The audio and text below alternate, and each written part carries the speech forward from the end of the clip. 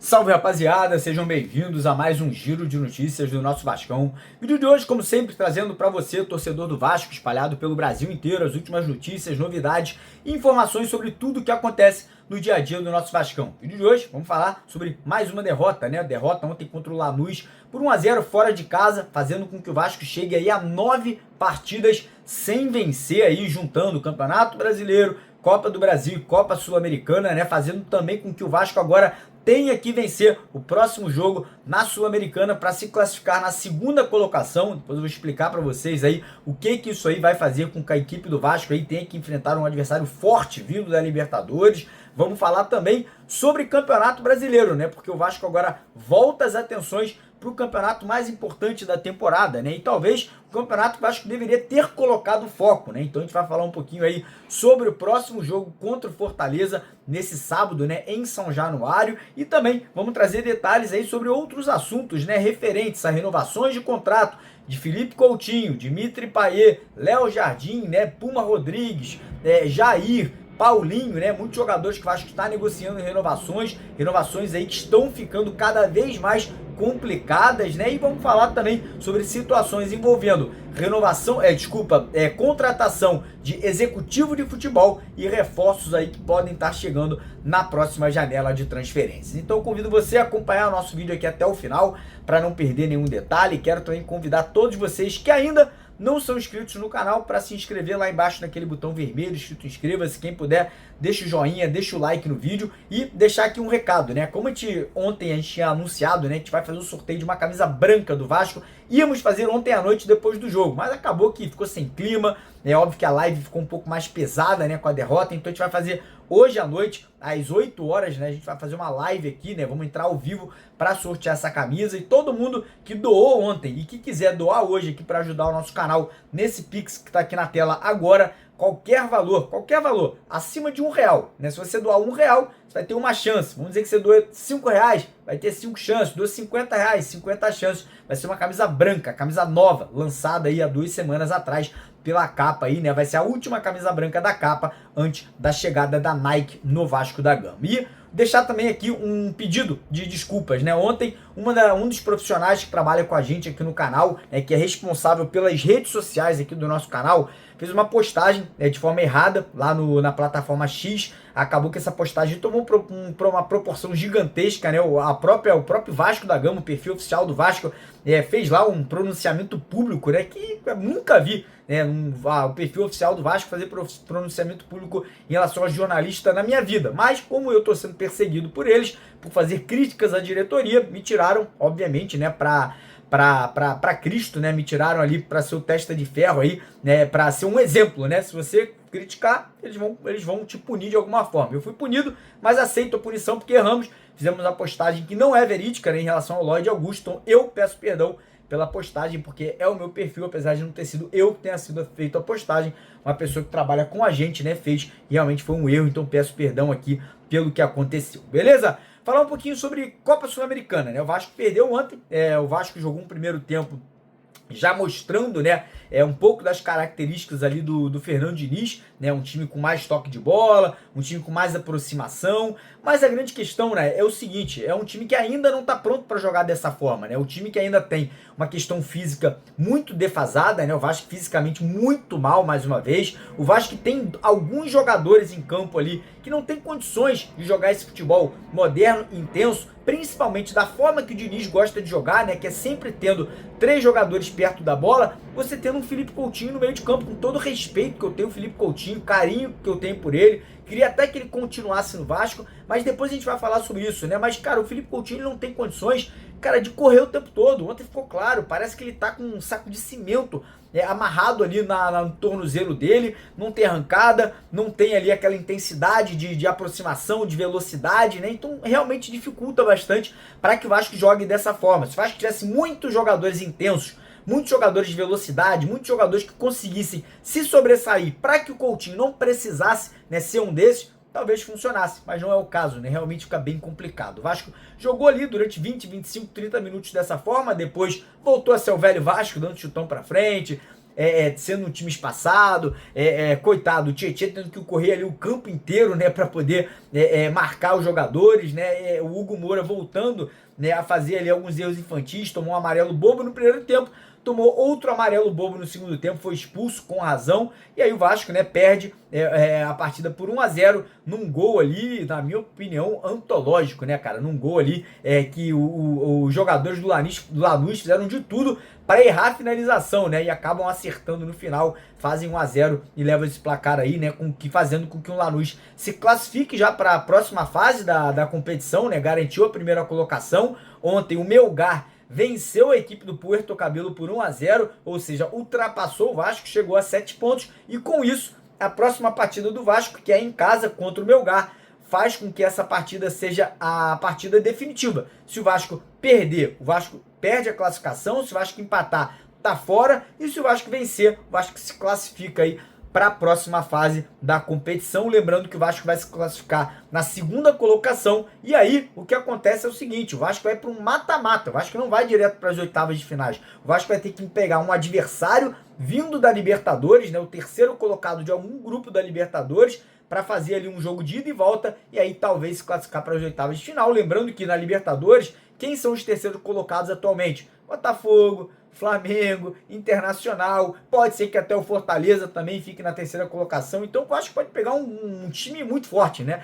O que me faz até pensar, será que vale a pena se classificar? Será que de repente não vale a pena focar no Campeonato Brasileiro, tendo em vista que hoje o Vasco está na zona de rebaixamento? E é sobre isso que a gente vai falar agora, né? Sobre o Campeonato Brasileiro, porque o Vasco agora volta da Argentina, vai ter aí quinta-feira para o Diniz conversar com os jogadores, sexta-feira para treinar, e sábado já tem jogo. Sábado, Vasco e Fortaleza, às 6h30 em São Januário.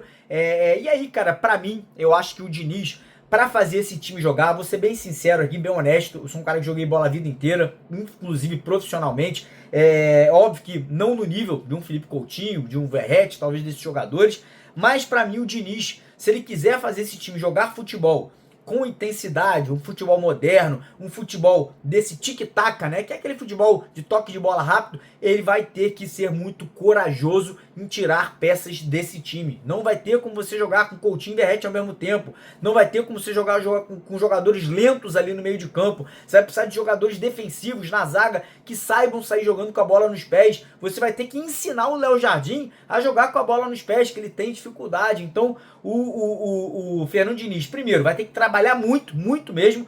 E segundo, ele vai ter que ser corajoso em realmente mudar peças, porque o Felipe Coutinho, na minha opinião, não tem condições hoje de ser esse jogador ali no meio de campo para jogar com velocidade. Mas enfim, vamos ver sábado aí essa partida, né? Geralmente contra o Fortaleza, o Vasco tem bons resultados em casa, né? Mas o Fortaleza vem de uma vitória no Brasileirão e um empate na Libertadores, né? Um time muito bem montado e muito bem dirigido lá pelo Vojvoda, né? Então, torcer para que essa partida desse sábado o Vasco saia com uma vitória e quem sabe, né, talvez saia da zona de rebaixamento. Mudando de assunto aqui agora, vamos falar um pouquinho sobre outras situações, né? Vamos falar primeiro sobre a situação de novo executivo, né? Quem pode ser um novo executivo do Vasco? Vamos lá. O Vasco aí, como eu falei, sonhou com o Rodrigo Caetano. Para mim isso aí não pega, para mim isso aí é mentira, para mim isso aí é cortina de fumaça. Surgiu o nome do Juninho Paulista, que está trabalhando no Ituano. Eu acho bem difícil ele sair do Ituano para vir trabalhar no Vasco, né? Sabendo a confusão que o Vasco é nesse momento, mas pode ser, né, cara? O Juninho Paulista é um cara que já conhece o Vasco, muita experiência e muita maturidade no meio de futebol, então eu acho que seria um bom nome, né? Mas é aquilo. Será que o Juninho Paulista ele vai aceitar não ter ali autonomia, por exemplo, para contratar jogador? Porque segundo Marcelo Santana, quem contrata no Vasco é o Pedrinho e o Felipe. Então o próximo executivo que chegar, ele tem que saber que no Vasco ele não vai contratar jogador. Ele só vai estar ali para a parte burocrática, né? Para poder ajudar na questão ali, né, do dia a dia. Ele não vai contratar ninguém, ele não vai negociar com ninguém, porque quem faz isso, o Marcelo Santana deixou claro, é o Pedrinho e o Felipe. O executivo de futebol ele não se mete nessas questões de contratações. Ontem a gente viu, inclusive, eu esqueci até de falar, vou até voltar nesse assunto aqui rapidinho. Ontem a gente viu, quando o Vasco precisou de um atacante de velocidade, quem entrou foi o Adson, não foi o Lloyd. E quando o Vasco precisou de um meia, quem entrou foi o Alex Teixeira, não foi o Garré. Ou seja, os dois jogadores que foram contratados recentemente, agora, o Vasco gastou quase 50 milhões em Garré e Lloyd. Os dois hoje, eles são terceiros reservas, são terceiras opções do Vasco. O que me leva a crer que o próximo executivo do Vasco, bom, ele vai ter que aceitar isso, né, de não ser a pessoa responsável. Então eu acho muito difícil, né, o Juninho Paulista aceitar, mas para mim seria um bom nome, para mim seria um ótimo nome, na verdade. Mas a gente está aí na aguardo, né? A gente está esperando, a gente está aí realmente buscando, né, saber quem poderia estar negociando com o Vasco aí essa chegada ao clube aí nos próximos dias ou nas próximas semanas. Em relação a renovações de contrato, vamos lá. O Vasco hoje, ele está aí negociando com alguns jogadores do atual elenco renovações de jogadores que têm um contrato só até o final desse ano. Quem são esses jogadores? Puma Rodrigues, Paulinho Paula, Jair e Léo Jardim. Vamos lá. Situação do Puma. O Puma já deixou claro que só vai ficar no Vasco se tiver um projeto para ele. E esse projeto, ele quer ser titular, irmão. Ele quer jogar. Ele não tá jogando. Se não tiver a certeza que ele vai jogar a partir do ano que vem, ou a partir desse ano, ele vai embora. E vai embora de graça. O Puma já pode assinar um pré-contrato no meio desse ano com qualquer clube para ir embora do Vasco de graça. O Vasco gastou quase 15 milhões de reais no Puma Rodrigues. Então, jogador que pode estar saindo de graça. Paulinho Paulo, Vasco gastou 10 milhões de reais no Paulinho Paulo. Tá tentando a renovação, até agora não tivemos nenhuma novidade. Jair, mesma coisa do Puma Rodrigues. O Jair também quer um projeto. O Jair quer ter mais tempo dentro de campo. O Jair quer ter mais oportunidade. Não sei se com o Fernando Diniz isso vai acontecer ou se não vai acontecer. Mas é mais um jogador que o Vasco gastou 15 milhões de reais que pode sair de graça do clube. Mais um investimento feito lá atrás que pode estar saindo aí sem custos para algum outro clube do futebol brasileiro. E a situação do Léo Jardim. O Léo Jardim é um jogador que se valorizou. É um dos poucos que se valorizou nesse elenco. Tá hoje aí realmente com passe alto, né? Um jogador que muitos clubes querem. Palmeiras, clubes de fora do Brasil. O Vasco fez 3 propostas. O Léo Jardim rejeitou as 3 propostas e aí surgiu uma proposta, né, uma contraproposta do empresário do Léo Jardim para o Vasco. Parece que o Vasco não gostou, né? Parece que o salário pedido do Léo Jardim seria muito, mas muito alto, um salário que nenhum goleiro do futebol brasileiro recebe. E aí, cara, a situação é a seguinte: se quer vender o jogador, tem que vender logo, agora no meio do ano, porque se não vender no meio do ano, final do ano ele pode sair de graça, né? Como eu falei, existe uma cláusula contratual que permite uma renovação automática, mas a situação aí tá bem complexa realmente aí para a renovação do contrato do Léo Jardim. Falar um pouquinho sobre contratações, que já começa, né, todo esse burburinho. Pra mim, o Vasco tem que contratar pelo menos um bom zagueiro que saiba sair jogando com a bola nos pés ali, com velocidade, né, com tranquilidade. O Vasco tem que trazer um primeiro volante que também tem essas características de saída de jogo, que possa recompor na zaga. Ah, mas o Hugo Moura pode fazer isso, só tem ele, irmão. Só tem o Hugo Moura, mais ninguém. Ah, o Sforza, pode. Eu gosto do Sforza, mas tem que jogar. Se o Sforza for jogar, beleza. Se não for jogar, irmão, vende o cara. Vamos vender o Sforza para poder botar dinheiro em caixa e reinvestir esse dinheiro. Além desses dois, para mim, o Vasco precisa de um meia. Ah, Mário, tem o Coutinho e o Payet. Vai renovar com o Coutinho e o Payet? Nem falei sobre isso, né? Mas vai renovar com os caras que ganham 1,5 milhão por mês? Tá tentando renovar com o Coutinho. Eu acho um erro. Pelo que ele ganha, eu acho um grande erro renovar com o Coutinho, né? Mas tá negociando, tá tentando. Eu acho que, porra, com o salário que o Coutinho recebe, daria para contratar jogador mais jovem e com um jogo que vai somar mais, né? Mas, enfim, o Vasco está negociando com o Aston Villa a renovação do Coutinho. Em relação ao, como falei, contratações, para mim tem que trazer um meia e vai precisar de pelo menos mais um atacante de lado de campo e um centroavante.